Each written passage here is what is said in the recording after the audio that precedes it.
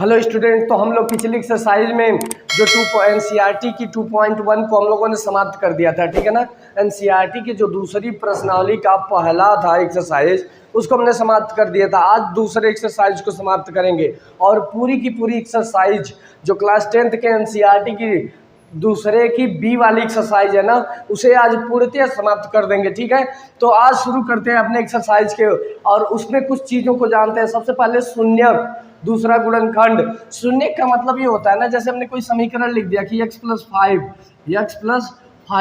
और x का एक ऐसा मान बताइए जो कि x की वैल्यू को 0 कर दें।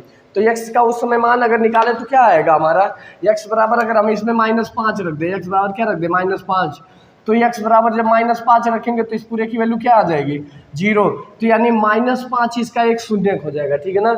मतलब जो बहुपद की संपूर्ण मान, संपूर्ण जो हमारा फलन है उसको क्या करते हैं, शून्य कर दे, शून्य कहलाता है। दूसरा होता है गुणांक। जैसे मैं लिख दूं ना कि 2x + 6 = 0। यहाँ x बराबर क्या शून्यक में अगर रखें तो x बराबर क्या रखेंगे, -3, ठीक। लेकिन अगर मैं पूछूं कि x का गुणांक क्या है, x का गुणांक, गुणांक मतलब होता है गुणा करने वाला अंक।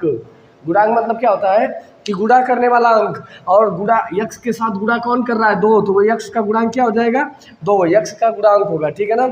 मतलब अब इसको याद रखेंगे, x के साथ जो गुणा कर रहा है वो गुणांक है, गुणा करने वाला अंक है, जो पूरे के पूरे बहुपद को शून्य कर देता है। हम लोग उसे कहते हैं कि ये हमारा शून्यक है, ठीक। उसी से रिलेटेड ना हम लोगों की एक्सरसाइज है, ठीक, एनसीईआरटी की ये वाली एक्सरसाइज है। अब उसी एक्सरसाइज को हम लोग शुरू करते हैं। तो शुरू करते हैं। दिया गया है कि निम्न द्विघात बहुपदों के शून्यक ज्ञात कीजिए और शून्यक तथा गुणांकों के बीच संबंध की सत्यता की सत्यता को स्थापित कीजिए, ठीक ना, या जांच करना है सत्यता। तो शून्यक और गुणांकों के बीच सत्यता क्या होती है, सुनो। जैसे हमने शून्यक निकाला ना, शून्यक निकाले, हम मान लेते कि अल्फा और बीटा है। शून्यक हमारे क्या आ गए, अल्फा और बीटा। अल्फा की कुछ वैल्यू आ गई, बीटा की कुछ वैल्यू। द्विघात समीकरण के 2 शून्यक होते हैं, ठीक है ना। जब द्विघात समीकरण है तो इसके शून्यक भी 2 होंगे। तो होता क्या है, फॉर्मूला होता है कि अल्फा + बीटा बराबर -x का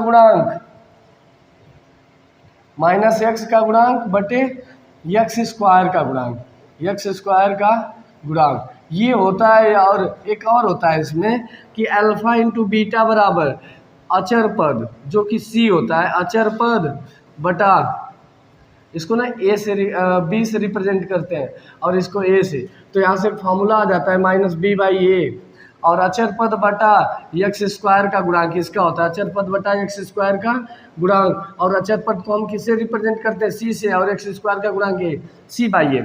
अब हम लोगों को ना कह देता है कि शून्यकों के बीच और गुणांकों के बीच। अब हमारा गुणांक क्या होता है, ax² + bx + c, ठीक ना। तो यहाँ x² का गुणांक क्या है, a है, x का गुणांक क्या है, b है, x का गुणांक क्या है, b है, अचर पद हमारा क्या है, c है। अगर हम लोगों को कह दे कि शून्यकों के बीच और गुणांकों के बीच संबंध बताइए, जांच कीजिए, तो अगर अल्फा + बीटा की वैल्यू हम लोग मान लो निकालते हैं और कितना आ गई, 5 आ गई। अल्फा + बीटा की वैल्यू 5 आ गई। कोई समीकरण दिया है और उस समीकरण में हमने अल्फा + बीटा की वैल्यू निकाला, 5 आ गई।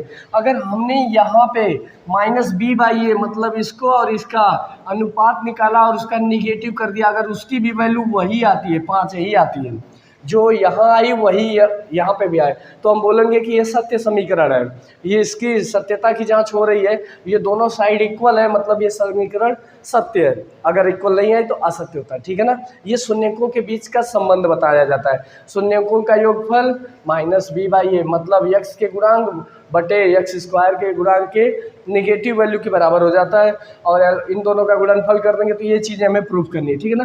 तो आइए इनको सवाल के माध्यम से समझते हैं, और सवाल के माध्यम से समझना इन्हें बहुत आसान होता है। तो अब उसको शुरू करते हैं। देखिए पहला सवाल जो दे रहा है ना कि x² -2x - 8, ठीक, ये हमारा इक्वेशन फर्स्ट है, पहला सवाल। और पहला सवाल में दे रहा है क्या कि इसको पहले तो इसका गुणनखंड करना सीखेंगे, और गुणनखंड करने के लिए क्या करते हैं, कोई एक ऐसा हम लोग अगर राशि खोजें, इन दोनों का मल्टीपल कर देते हैं। यहाँ पे जो लिखा होता है, अगर कुछ नहीं लिखा है ना तो 1 होता है, साईं बाबा कह के गए सबका मालिक एक है, तो सबका मालिक एक है, मतलब एक्स स्क्वायर के आगे कुछ नहीं है, तो फिर क्या है, एक है। अब उसमें हम गुणा करेंगे 8 का, तो कितना आएगा 8, और 8 का गुणनखंड कर दें तो 2, 4 बार 2 से काटे, 2 बार 2 से काटे 1 बार। तो अब इसका एक ऐसा पेयर तैयार करेंगे ना जिसकी वैल्यू 2 आ जाए, ठीक। तो 4 2 दूनी 4 और उसमें से 2 घटा दें, मतलब जोड़ें या घटाएं तो ये प्राप्त हो, और गुणा कर दें तो ये प्राप्त हो जाए, जो हम लोगों ने गुणा प्राप्त किया। तो अब इसको हम क्या लिख देंगे, एक्स स्क्वायर। ये पिछली कक्षाओं में आप सीख चुके हैं गुणनखंड करना, और अगर थोड़ा बहुत दिक्कत होगी ना तो पीछे की वीडियो में हम लोगों ने इसको विधिवत बताया हुआ है, आगे इसको हल करना है। एक्स स्क्वायर माइनस, अच्छा 4 की जगह हमने 2 की जगह क्या लिखेंगे, 4 माइनस 2 माइनस 8, यहाँ पे एक्स भी रहेगा, जैसे 4 माइनस 2, ये तो केवल 2 की जगह लिखा पे हमने, एक्स रहेगा, और माइनस 8। अब एक्स स्क्वायर जब गुणा करेंगे तो क्या हो जाएगा कि -4 और एक्स का गुणा होगा 4x, माइनस का गुणा माइनस के साथ होगा तो प्लस 2x माइनस 8। अब इसमें कॉमन क्या मिल रहा है, x कॉमन है तो ले लिया, x माइनस 4 बचा, x यहाँ से निकलेगा तो एक्स स्क्वायर मतलब 2x है ना, तो एक ही x निकल गया, क्या बचा हमारा, एक ही x बचा। यहाँ से x निकल गया, क्या बचा, -4 बचा, प्लस 2 को कॉमन लेंगे तो अब यहाँ क्या बचा, x बचा, और यहाँ क्या बचा, -4 बचा, ठीक है ना। 2 से इसको डिवाइड कर देंगे -4 ही होगा। अब दोनों में कॉमन क्या है, तो दोनों में x -4 कॉमन है, तो x -4 है ही, दोनों में कॉमन ले लिए, तो आगे का बचा x + 2, ये हमारा कॉमन बचा, ठीक ना। अब अगर हम बोलें कि इसका मान, इसका पूरे समीकरण का मान, अगर इसको ले लेते हैं कि यहाँ पे हम क्या मान लें कि ये जो वैल्यू थी ना f(x) की, ये हमारी अगर f(x) बराबर हम क्या ले लें कि 0 ले लेते हैं, 0, ठीक। तो दो संख्याओं का गुणनफल a गुणे b बराबर 0 अगर लाना है तो किस किस शर्त में हो सकता है, या तो इसका मान 0 ताकि 0 से b में गुणा कर देंगे 0 आ जाएगा, या तो इसका मान 0 ताकि 0 से a में गुणा कर देंगे और क्या हो जाएगा, 0 का गुणा जब a में होगा तो 0 आ जाएगा, या तो इन दोनों का मान 0 हो जाए।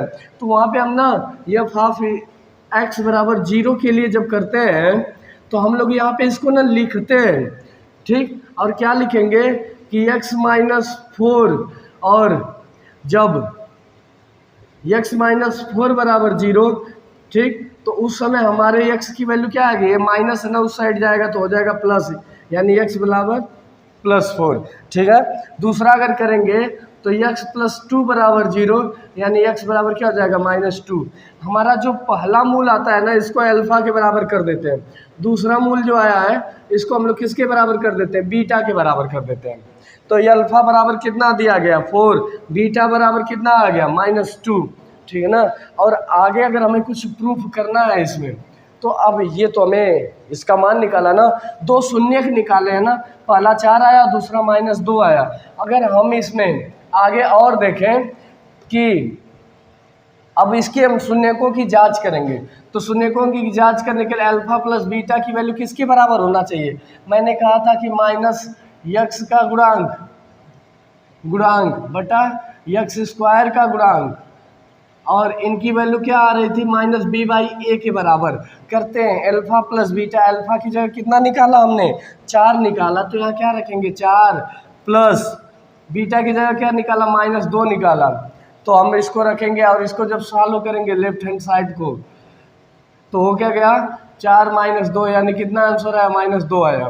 पुनः अब राइट हैंड साइड को सॉल्व करते हैं, राइट हैंड साइड को, और राइट हैंड साइड क्या है, -b/a, -b मतलब क्या हो जाएगा, माइनस, और b की वैल्यू कितनी है, b की वैल्यू है -2 बटा a, -b/a, और -b/a जब हम कर रहे हैं ना तो -2 बटा 1, ठीक। अच्छा देखिए, इसका अगर करेंगे तो क्या आ जाएगा, माइनस माइनस का गुणा +2 आएगा। अच्छा एक चीज़ देखते हैं, हम लोग जो पिछली बार किए थे ना, 4 में से 2 को घटाए थे ना, तो बड़े वाले का चिन्ह प्लस है, इसलिए यहाँ पे प्लस आएगा, ठीक है ना।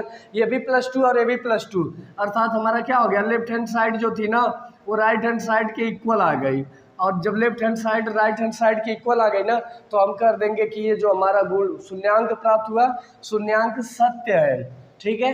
ये सत्य समीकरण है, ऐसे ही प्रूफ होते हैं, ठीक है। इसी के आधार पर ना कुछ आगे भी सवाल दिए गए हैं जिनको हम लोग देखते हैं, और वो सवाल क्या है उन्हें भी देखेंगे, तो साथ ही साथ अब इनको शुरू करते हैं। तो आपने इसे नोट कर लिया होगा। वीडियो रोक करके आप नोट कर लीजिएगा, ठीक है ना। हम अगला सवाल बताते हैं आपको, तो इसको मिटाते हैं।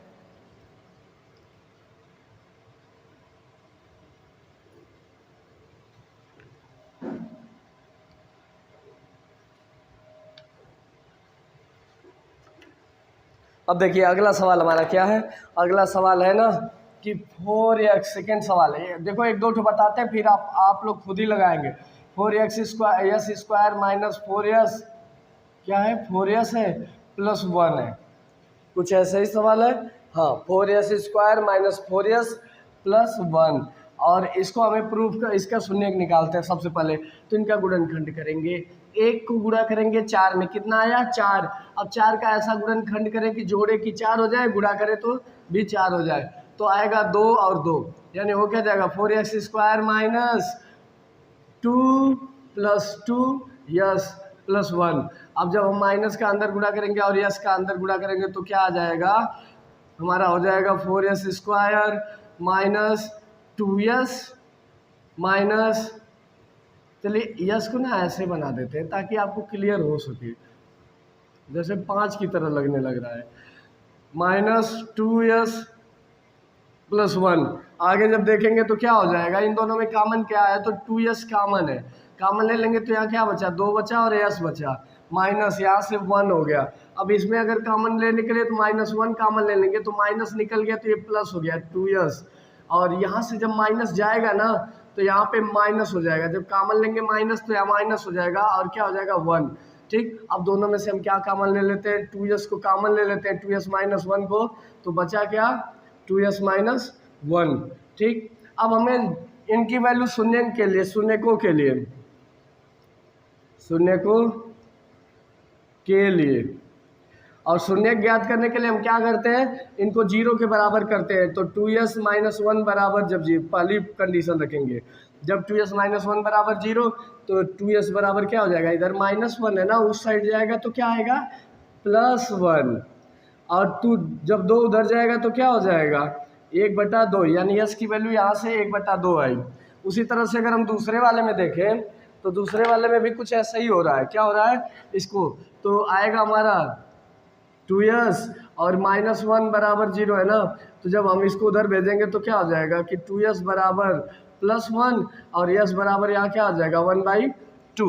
ये हमें अल्फा की वैल्यू कितनी मिल गई 1/2, और बीटा की वैल्यू उसकी भी वैल्यू 1/2 मिल गई, ठीक ना। ये हमें अल्फा शून्यक मिल गए 1/2 और 1/2। अब हम जांच करेंगे, शून्यकों की जांच करेंगे, शून्यकों की जांच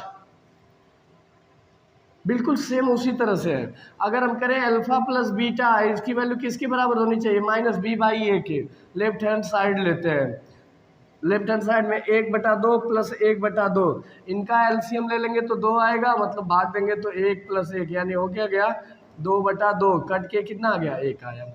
अब उसी तरह से -b/a करते हैं, ठीक ना, राइट हैंड साइड के लिए भी करते हैं। तो राइट हैंड साइड क्या हो गया हमारा -b/a, -b मतलब क्या हो जाएगा -b/a, और इसकी जगह -b की जगह कितना रखेंगे -4 बटा a की जगह कितना 4, माइनस माइनस प्लस हो जाएगा, यानी 4/4, कट के कितना हो गया 1 हो गया।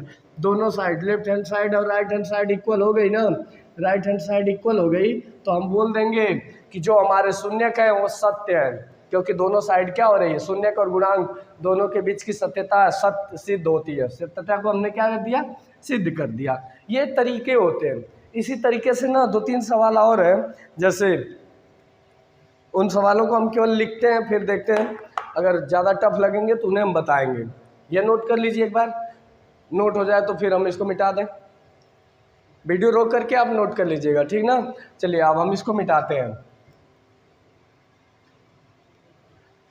वीडियो ज़्यादा लंबी ना हो इसीलिए ज़्यादा टाइम नहीं दिया जा रहा है आपको, क्योंकि उस तरह अगर करेंगे ना तो वीडियो बहुत लंबी होने लगेगी, इसी वजह से हम कर रहे हैं। जो अगला सवाल है हमारा उसको ध्यान में देखिए, इधर क्या दे रहा है कि जो थर्ड क्वेश्चन है, थर्ड क्वेश्चन बोल रहा है ना कि 6x² - 3, कुछ ऐसा ही है, 6x² - 3 - 7x ये दिया गया है।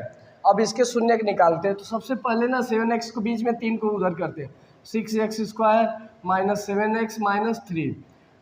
अब इनका गुणा इनके साथ करेंगे 18 आएगा। इसका एक ऐसा ढूंढते हैं ना 18 का कोई गुणनखंड जिसको जोड़े तो 7 आए, जोड़े या घटाए तो 7 आ जाए और गुणा करे तो 18।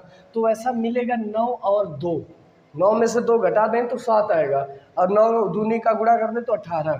तो क्या जाएगा 6x² माइनस 9 माइनस 2, 7 की जगह पे क्या लिख सकते हैं 9 माइनस 2 लिख सकते हैं इंटू x माइनस 3।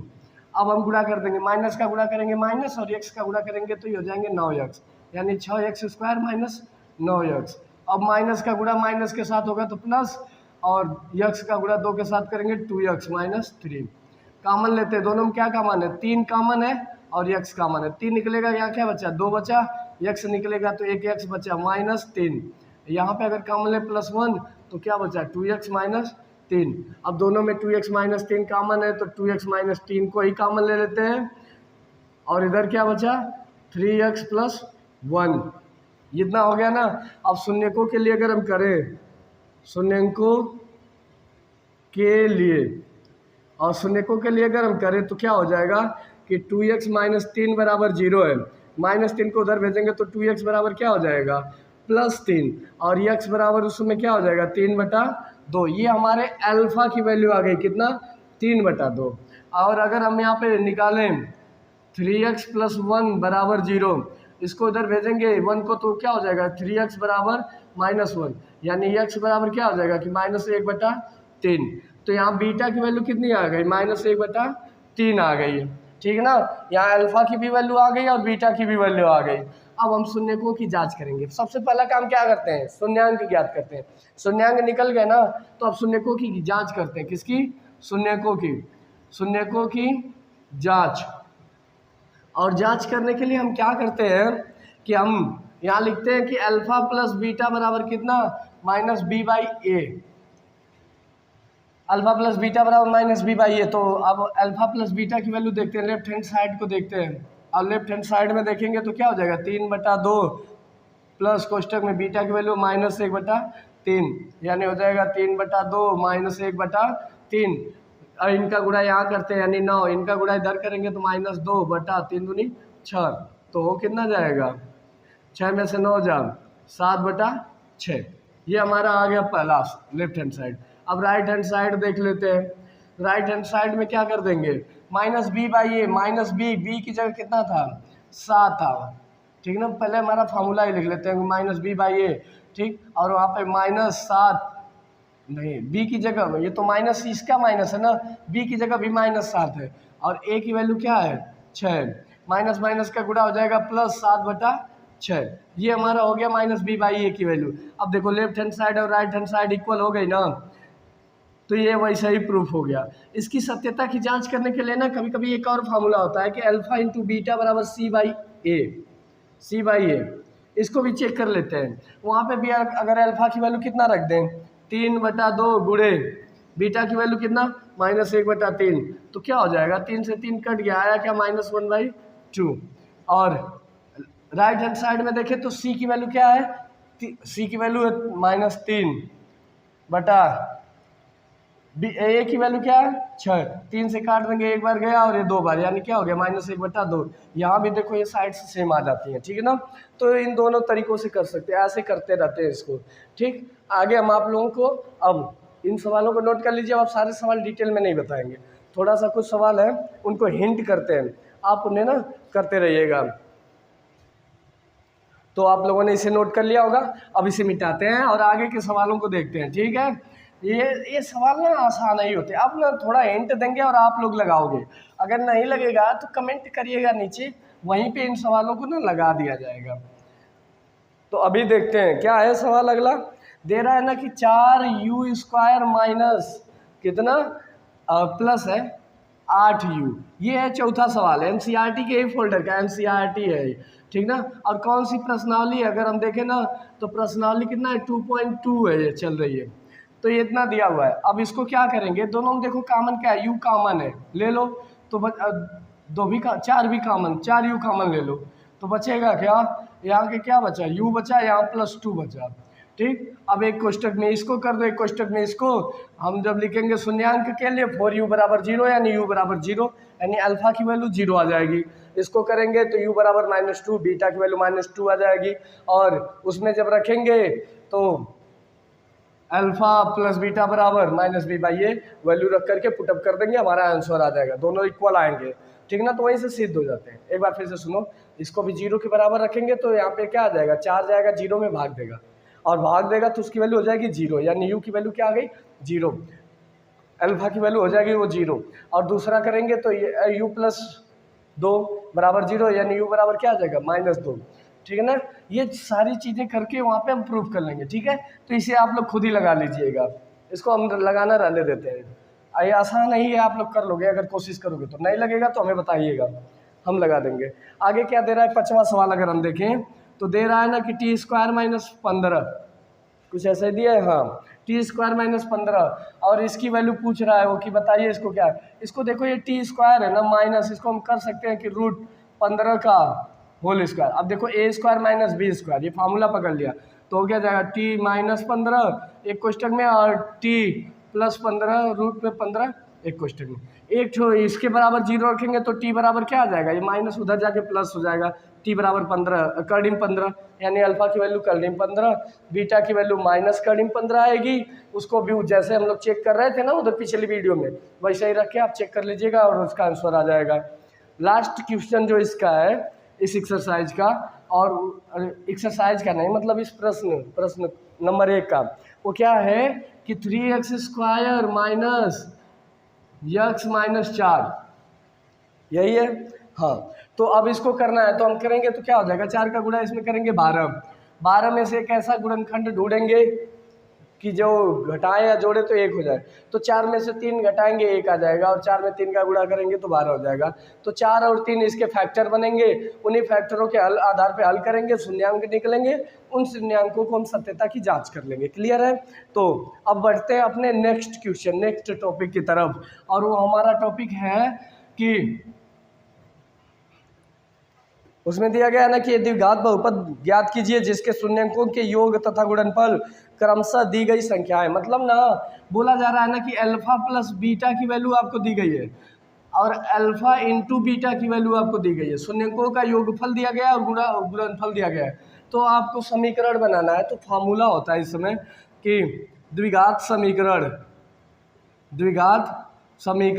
और फार्मूला क्या होता है कि x² minus alpha plus beta into x plus alpha into beta. ये हमारा ना द्विघात समीकरण का फार्मूला होता है कि अल्फा प्लस बीटा और इधर क्या होता है अल्फा इंटू बीटा, ये बस उसी में रखेंगे। अब पहला सवाल जो हमारा कर रहा है इस समीकरण को याद कर लीजिए एकदम, x² minus alpha plus beta into x plus alpha into beta. ठीक, अब यहाँ पे हो क्या जाएगा, पहला समीकरण जो दे रहा है ना कि अल्फा प्लस बीटा की वैल्यू कितनी है 1/4 है। अल्फा प्लस बीटा की वैल्यू 1/4 और अल्फा इंटू बीटा की वैल्यू क्या कर रहा है -1, यही कहा है। तो समीकरण अगर बनाएंगे तो क्या करेंगे, समीकरण के लिए क्या करते हैं, होता है x² minus alpha plus beta, और अल्फा प्लस बीटा की वैल्यू कितनी दे रहा है 1/4 और इसका गुणा कर देंगे यक्स के साथ, प्लस अल्फा इंटू बीटा और अल्फा इंटू बीटा की वैल्यू क्या दे रहा है -1। समीकरण को हल करेंगे तो x² माइनस 1/4 यक्स प्लस नहीं माइनस प्लस का गुणा होगा तो -1। अब 1/4 का सबका तिर्यक गुणा करा देते हैं तो क्या जाएगा 4x² माइनस यहाँ पे x हो जाएगा, यहाँ पे -1 अब पूरे का बटा 4। और जब द्विघात समीकरण बनाएंगे ना तो बराबर 0 लिख दिया जाता है, ठीक है ना। तो जब 0 के बराबर कर देंगे इसे तो हो क्या जाएगा 4 इधर गुणा करेगा तो क्या हो जाएगा 0, यानी 4x² माइनस यहाँ पे भी 4 बनेगा ना, 4 का गुणा यहाँ पे करेंगे 4 का गुणा यहाँ पे भी, ठीक। तो होगा क्या x -4 बराबर 0। ये बन जाएगा हमारा द्विघात समीकरण। पहले का आंसर यही आएगा। कैसे, अल्फा प्लस बीटा की जगह अल्फा प्लस बीटा की वैल्यू अल्फा इंटू बीटा की वैल्यू रख करके इसको सॉल्व कर देना है, ठीक ना। तो बढ़ते हैं अपने नेक्स्ट क्वेश्चन की तरफ। इसी समीकरण पे ना आपको सारे प्रूफ कर दिए जाएंगे। तो नेक्स्ट क्वेश्चन जो हमारा है वो क्या है कि अल्फा प्लस बीटा की वैल्यू क्या दे रहा है कि √2 और अल्फा इंटू बीटा की वैल्यू क्या दे रहा है कि हमारा 1/3 है, यही है, ये भी आसान है, ये ठीक है ना। अल्फा प्लस बीटा, अब रखते हैं समीकरण को, बनाते हैं समीकरण। क्या बनेगा हमारा, x² minus alpha plus beta की जगह √2 इंटू यक्स प्लस अल्फा और इंटू बीटा की जगह हम क्या रखेंगे 1/3, वो क्या जाएगा समीकरण में x² माइनस √2x प्लस 1/3, यही छोड़ दोगे तो भी आंसर है। सॉल्व करना चाहोगे तो इसको हम लोग क्या कर देंगे, 0 के इक्वल ले लेंगे, 0 के बराबर, और वहाँ से हल कर देंगे तो आएगा क्या, इसका गुणा यहाँ कर देंगे 3x² माइनस 3√2x प्लस 1 और इक्वल टू 0। एक ये भी इक्वेशन बनता है यही, ठीक है ना। तो ये भी होता है, इसको भी नोट कर लो, वीडियो रोक करके नोट कर लीजिएगा। अगले सवाल की तरफ बढ़ते हैं, ठीक है।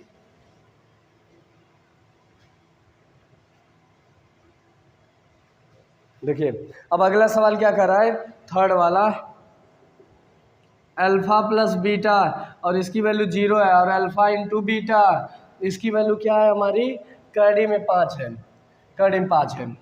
तो आप इसको आराम से लगा सकते हो। अब जहाँ पे अल्फा इंटू बीटा की वैल्यू यहाँ और यहाँ की 0 कुल रख दोगे, हल करोगे तो क्या आएगा, तो समीकरण बना ही देते हैं, इसको लगा देते हैं, बाकी को केवल हिंट देंगे। अब x² minus 0x plus alpha into beta का √5 हो जाएगा, 0 गुणा करेंगे तो खत्म हो गया, यानी क्या बचा x² माइनस √5, ये हमारा आंसर हो जाएगा, ठीक है ना। अब इसी तरह से अगला सवाल देखते हैं। अगला सवाल क्या दे रहा है कि 1,1 अल्फा प्लस बीटा बराबर क्या दे रहा है, 1 दे रहा है, और दूसरा कह रहा है कि अल्फा इंटू बीटा बराबर भी 1 है। तो यहाँ पे भी 1 रख देंगे, यहाँ पे भी 1 रख देंगे, तो क्या हो जाएगा x² माइनस x प्लस 1, ये हमारा इक्वेशन बन जाएगा इसका, ठीक। उसके अगला सवाल अगर देखें तो v बराबर क्या दे रहा है हमारा कि -1/4 कामा 1/4, मतलब अल्फा प्लस बीटा बराबर भी -1/4 दे रहा है, और अल्फा इंटू बीटा बराबर भी आपको 1/4 दे रहा है। इनको उठा के यहाँ रखेंगे, इनको उठा के यहाँ रखेंगे, नीचे 4 है, 0 के बराबर करके इनको हल कर देंगे, थोड़ा सा हल करेंगे, ये सॉल्व हो जाते हैं, ठीक है ना। और अगला क्वेश्चन जो है वो हमारा जो 6वां नंबर क्वेश्चन है वो है 4,1, इसको भी क्या करेंगे, अल्फा प्लस बीटा की जगह 4 रखेंगे तो क्या हो जाएगा 4x, और यहाँ पे 1 रखेंगे तो सब x² माइनस 4x प्लस 1, ये समीकरण बन जाएगा, ठीक है ना। ये थोड़ा सा टफ लग रहा है तो इसको सॉल्व करते हैं बाकी को, और यही हमारा लास्ट क्वेश्चन हो जाएगा, उसी पे प्रश्नावली समाप्त हो जाएगी, ठीक। तो एक क्वेश्चन इसको सॉल्व कर देते हैं। क्या है 5वां सवाल, क्या दे रहा है हमारा कि -1/4 का मान 1/4, यानी क्या कर रहा है कि अल्फा प्लस बीटा की वैल्यू क्या है, -1/4 है, और अल्फा इंटू बीटा की वैल्यू 1/4 है। अब समीकरण अगर हम बनाए तो समीकरण हमारा क्या बनेगा, x² माइनस कोष्टक में -1/4 यक्स प्लस 1/4, गुणा करेंगे, माइनस माइनस का गुणा हो जाएगा तो हो जाएगा क्या, प्लस 1/4 यक्स प्लस 1/4। अगर इसको समीकरण को हमें 0 के बराबर करना है तो क्या कर देंगे, x² plus 1/4x plus 1/4 is equal to 0, 4 का अब इसका हम डिवीजन कर देते हैं तो इधर क्या हो जाएगा 4x² प्लस यक्स प्लस 1 पूरे का बटा 4 बराबर 0, या हो क्या जाएगा 4x² प्लस यक्स प्लस 1 बराबर 0, ये हमारा बन जाता है इसका आंसर, ठीक है ना। तो बस आज के लिए इतना ही, यही वीडियो, आगे अगली वीडियो में और ये प्रश्नावली पूर्णतः समाप्त हो गई, ठीक है ना। तो आज के लिए इतना ही, धन्यवाद।